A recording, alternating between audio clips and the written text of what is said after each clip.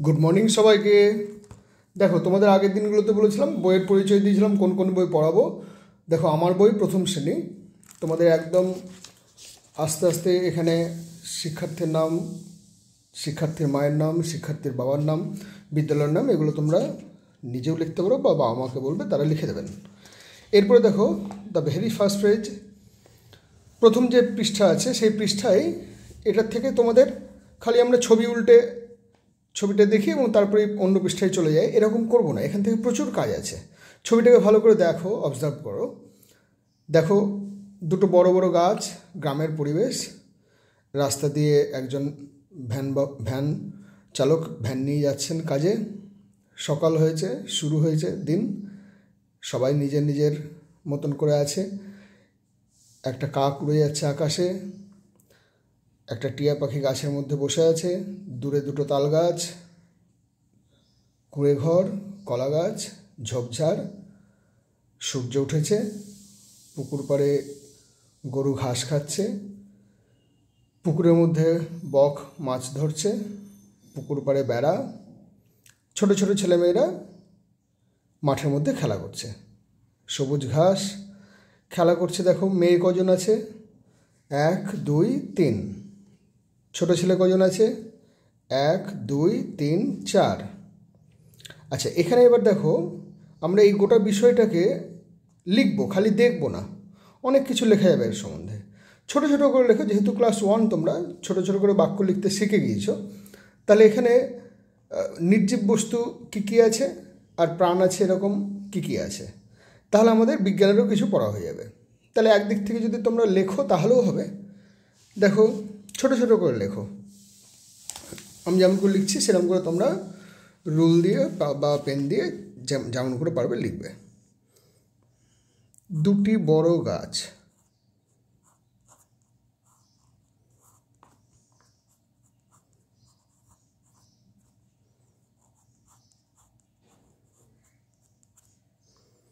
তারপরে কি? তাতে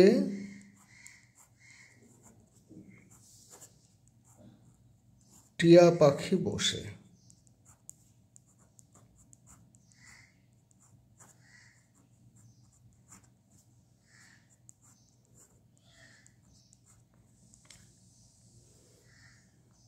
গরু কি করছে? ঘাস খাচ্ছে। তাহলে গরু ঘাস খাই। এই খাই বানান ক্ষয়াকার অন্ত্যস্ত। আমরা বাদ দিয়ে সে তাহারা সব ক্ষেত্রেই থার্ড পার্সন হলে গরু ঘাস খায়। আমরা বাদ দিয়ে সবসময় অন্তস্থ। আর আমরা হলে আমি দুধ খাই, আমি জল খাই, আমি ভাত খাই, বা আমরা মাছ খাই। এই ক্ষয়াকার হ্রস্বই হয় তখন। আর সে খায়, তারা খায়, তখন ক্ষয়াকার অন্তস্থ। ছেলেরা কি করছে? খেলা করছে।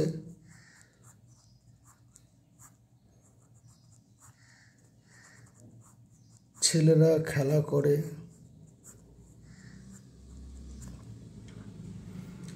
মেয়েরা কি করছে? মেয়েরাও খেলছে।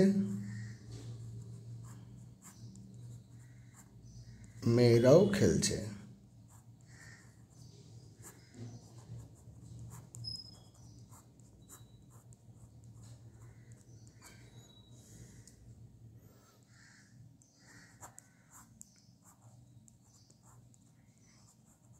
ভ্যানওয়ালা কাজে যায়। আবার দেখো, যায় বানান উঞ্জয়াকার অন্ত্যস্ত। কেন কি? ভ্যানওয়ালা। বক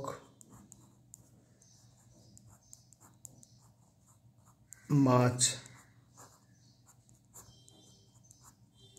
ধরে।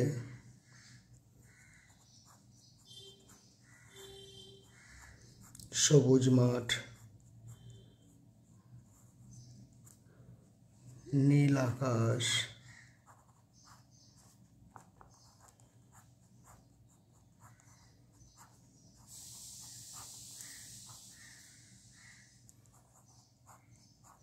মাটির বাড়ি,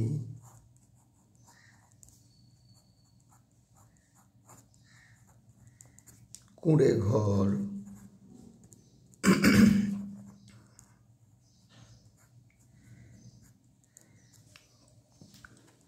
কলা গাছ,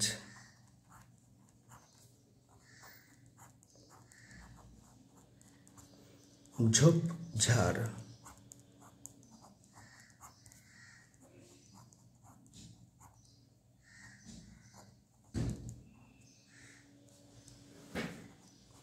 পুকুরে জল।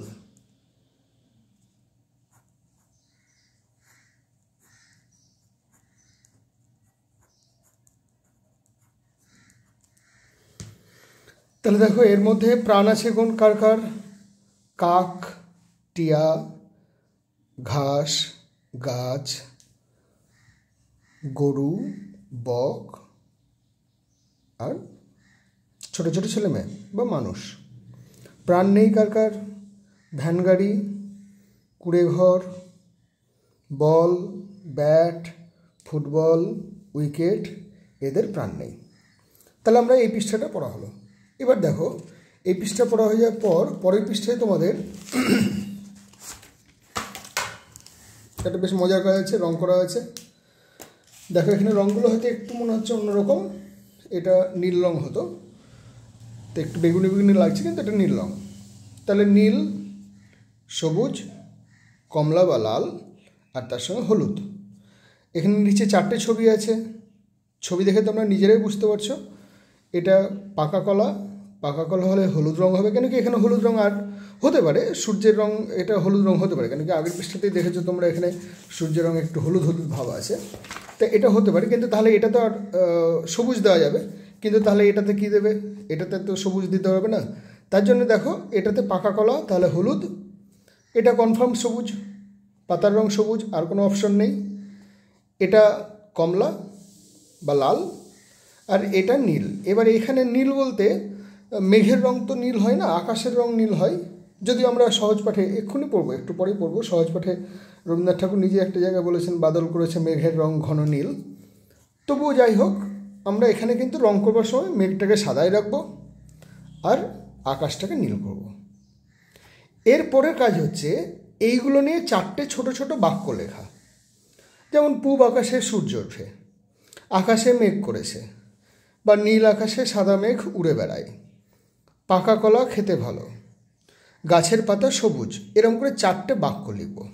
তাহলে দেখো, চলো তোমাদের রং করার কাজ, রং করো। রং তো তোমাদের কাছে সবার কাছে কম বেশি আছেই। দেখো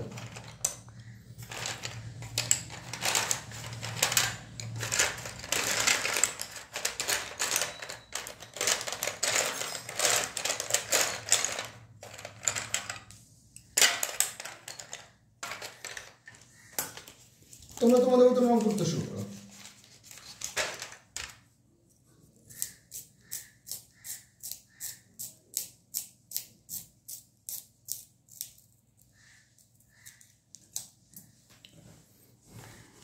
দেখো রং করবার সময় আগে সাইডগুলোকে ঠিকঠাক রং করে নেবে, আর খুব বেশি চেপে চেপে লিখবে না।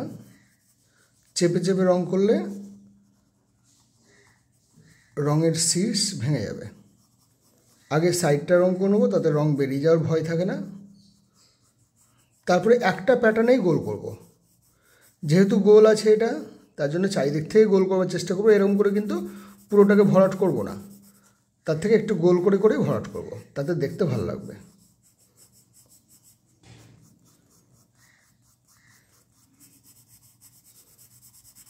তাহলে এটা হলো সূর্য।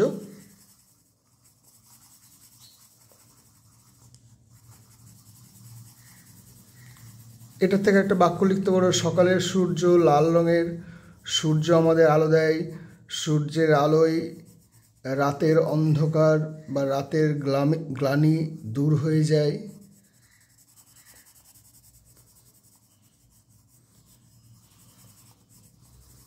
এটা হলো। এরপরে দ্বিতীয় রং হলুদ।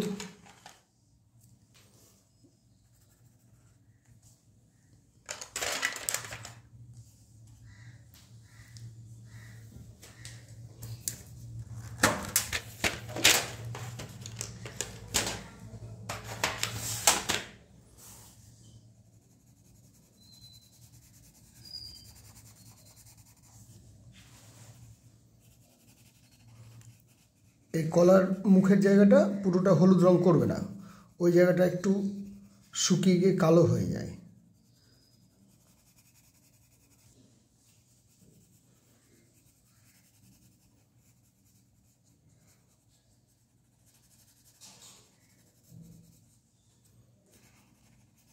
তাহলে আমি এখন আর দুটো কলা রং করছি না, তাতে সময় নষ্ট হবে। এরকম করে একটা কলা রং করবে।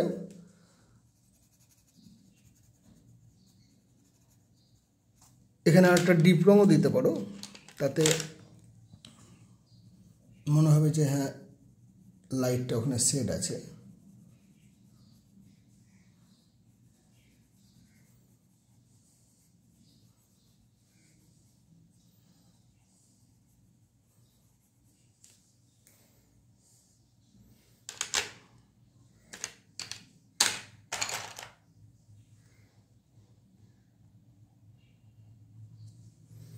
আর বোটার জায়গাটায় একটু সবুজ রঙও দেবো, কেন কি বোটার জায়গাটা অতটা পাকে না, একটু সবুজ থাকে। তাহলে কলা হলো।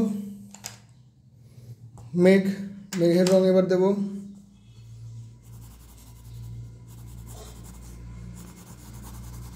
আকাশের রং দিচ্ছি, মেঘটাকে সাদায় রাখবো।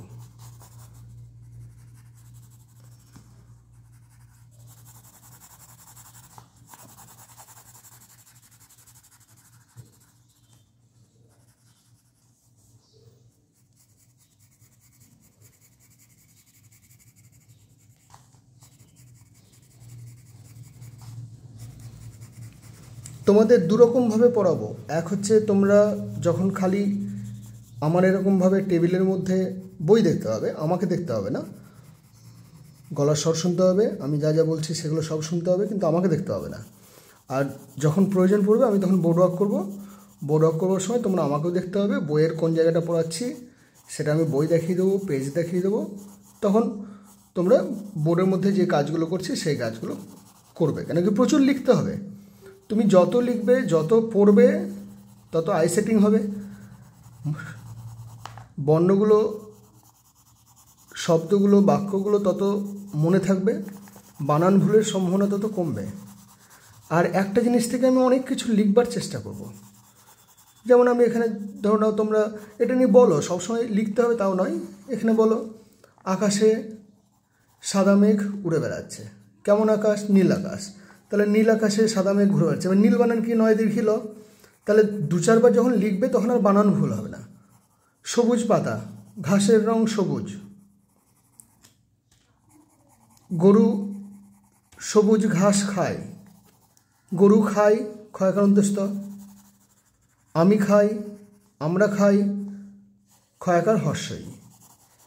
এই 2-5 দিন ধরে হ্যামারিং হতে হতে দেখবে যে এই বিষয়গুলো তখন আর কঠিন লাগছে না।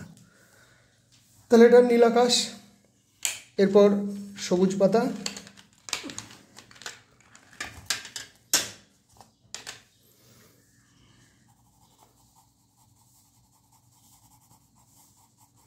দেখো যেদিকে রেখার টান আছে সেই দিকে আমি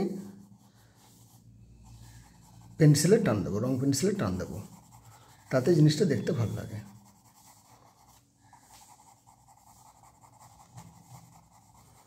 খুব বেশি চেপে চেপে দেবো না, তাতে পেন্সিলের স্ট্রোক বুঝতে পারা যায়, সেটাতে দেখতে ভালো লাগে না।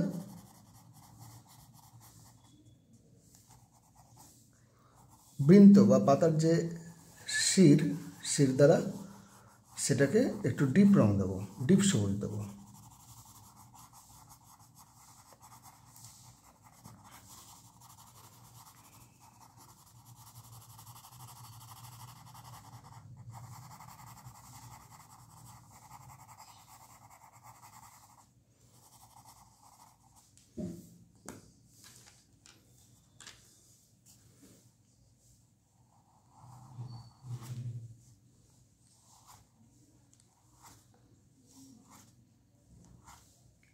এরকম করে দিলে পাতাটা দেখতে ভালো লাগবে।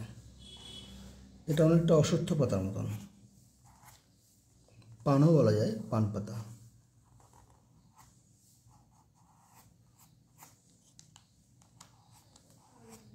তাহলে এই পাতা, এবার এটা লিখবে পাতার রং সবুজ।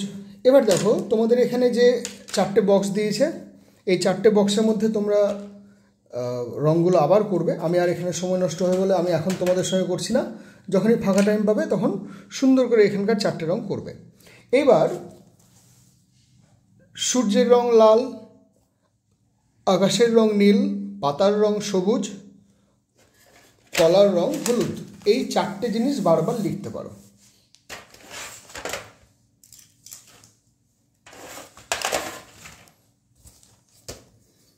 দেখো 4টে বাক্য যদি আমি লিখতে বলি তাহলে কিভাবে লিখব। 1 নম্বর, সকালে সূর্য ওঠে, দন্তেশ্বয় দীর্ঘ উঞ্জয় রেফ।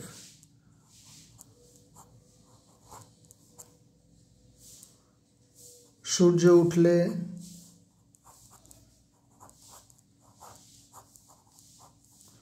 ভোর হয়।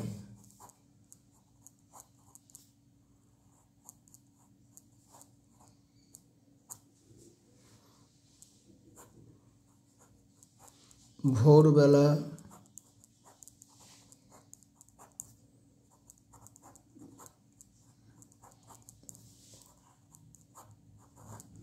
সূর্য ওঠে।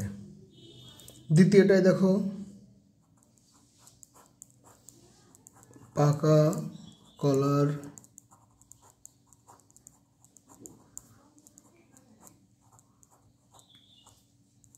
রং হলুদ। হলুদ, হ লয়ের সুদ।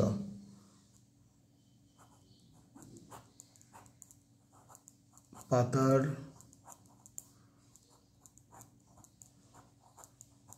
রং সবুজ।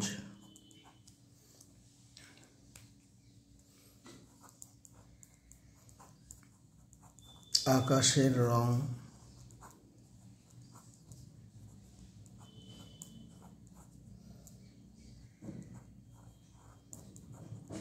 নীল। আকাশে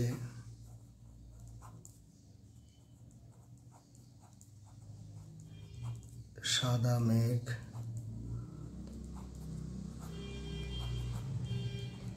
ভেসে বেড়ায়।